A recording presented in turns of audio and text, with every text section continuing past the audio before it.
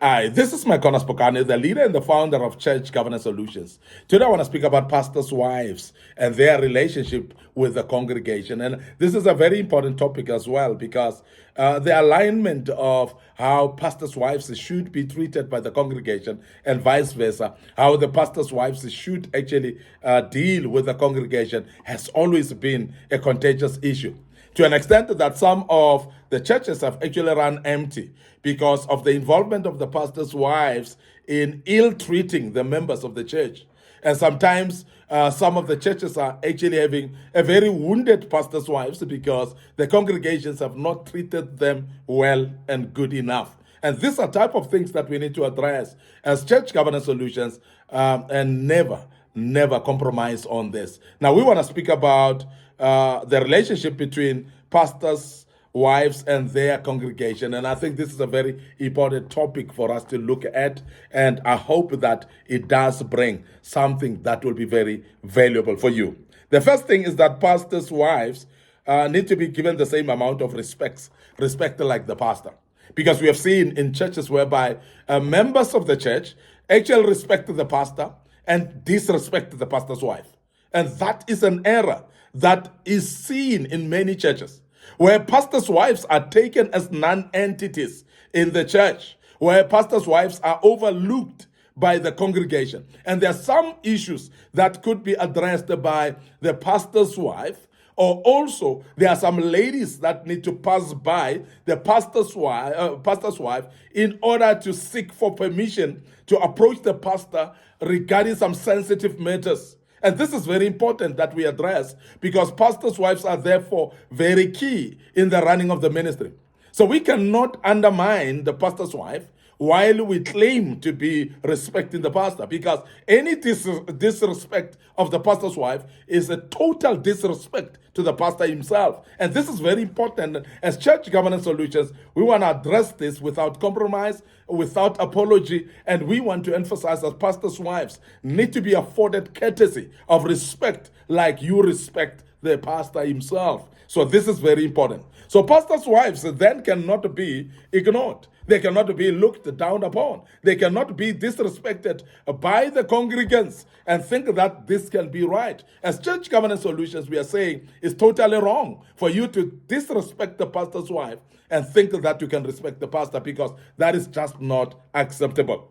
Secondly, we are saying congregation need to respect the space of the pastor and his wife. Congregation need to respect that the pastor has got a family to run. Congregation should actually make sure that they don't behave like they're owning the pastor and they are having legal rights to speak to the pastor more than his family. So therefore, this is very important.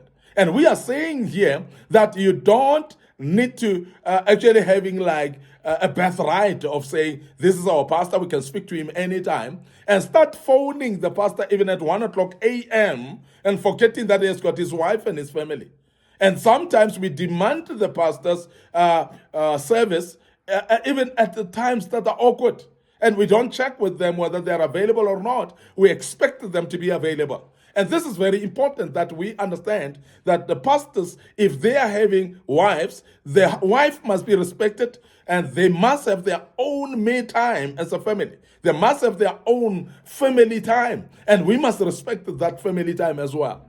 There are times where the pastor may not be available, and there's nothing wrong about that, just because he's having time with his own family, and that is recommendable. And as church governance solutions, we are saying to the congregants, please be aware that the pastor needs time with his family. So therefore, respect that space, respect that time of that they need to have together, and please don't actually infringe that space. Don't infringe that time that they have, and please allow them space to have time together. So this is very important. And sometimes we see pastors that are highly engaged with their churches and forget about their families. And I mean, in godly structure, the family comes before the church. And this is very important, that we understand that the pastor cannot be so much involved with the congregation and neglect his own family. That is not godly. And as church governance solutions, we are saying that the pastor should look after his own family have time with his own family than to have much more time with the church and less time with the family. That is disorderly. So therefore, as pastors, you need to consider the time with your family as very important. And therefore, the congregation, therefore, needs to respect the space of the pastor and his wife and the pastor and his family. And that's very, very important that we address that as well. We need to also emphasize that congregants need to avoid late night calls for the same reason of saying, I'll afford the pastor his space with the family. Afford the pastor his own time of rest as well. Afford the pastor his own courtesy of sleeping. So this is very important, because if you're going to call the pastor at 1 o'clock a.m. and say there are demons walking on top of your own roof, that's problematic, because as a child of God, you should actually prioritize your own maturity to be able to deal with your own demons in your own home. So you must actually prioritize your maturity to be able to pray in your own house. When your child is sick at night, the child's sickness doesn't need the pastor. It needs you to rebuke that sickness, to be able to lay hands upon your own child and heal them. How many of you know that you are actually having more power and divine power from God to actually command demons out of your own house than the pastor can do? To be able to pray for your own children and they get healed than the pastor would have. And this is very important for you to know as congregants, that you have got more authority in your own home than the pastor would have. So therefore, don't trouble the pastor. I remember the words of the disciples sometimes when people come to Jesus and say, please don't bother the master. And I want to say and borrow those words and say, don't bother the pastor. Because sometimes we bother the pastor for things that we should be able to deal with ourselves. And as congregants, please give the pastor space to sleep. Don't do what we call midnight calls, and that is not allowed. And please wait for the morning to speak to the pastor if you are to speak to the pastor. Late night calls, please let them not be. Now, pastors' wives, they need to keep confidential matters as such as well, because there are times where you find some pastors' wives who would have shared some confidential matters with the pastor, or the pastor has shared some confidential matters of the congregants with his wife. And then you start to hear those confidential matters spread throughout the church. And when you trace it, you can find the source to be the pastor's wife. And that is unacceptable, because that is something that pastors' wives should mature to the level of knowing that confidential matters should be confidential and they must be treated as such. So if the pastor has shared some information with you confidentially, and these are things of confidential nature that are from the congregants, you don't spread it. You don't even tell your closest friends in the church, because the news may actually come out, and you may find that this very same news may spread in the church, and that is not acceptable at all. So pastors' wives, please respect confidentiality in the church. It's very important, because your husband may have shared some matters with you. Please respect the confidentiality and don't spread it through the church, because that may be dangerous for the church.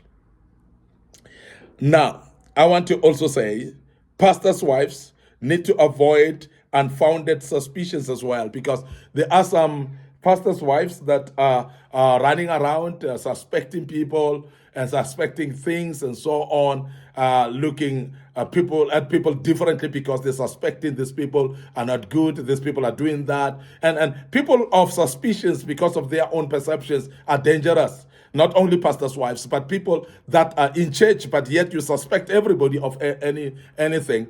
You are having big problems, because at the end of the day, you start being uneven-handed. You start treating people differently, because you start approaching things judgmentally.